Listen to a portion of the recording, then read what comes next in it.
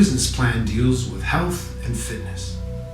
The reason for this business would be to improve people's lives by improving their fitness and capabilities.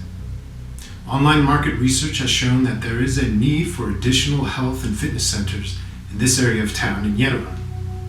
Regional survey data from the Better Business Bureau shows that yoga is very popular and is expected to grow by 8.8% in this area of the world.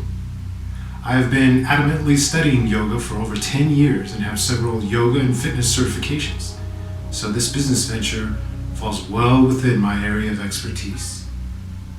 Namaste.